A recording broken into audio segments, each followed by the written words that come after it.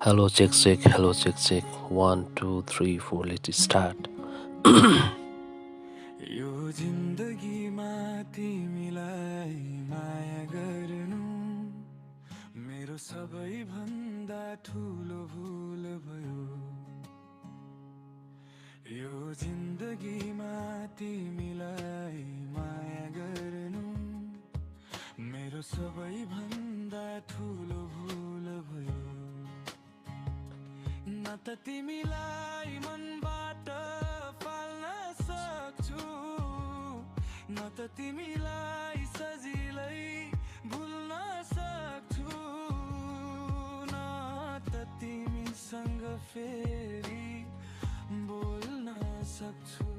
किनकि तिमी अरूको भइ सकेकी छौ। तर पनि अन्तिम साहस नखोरी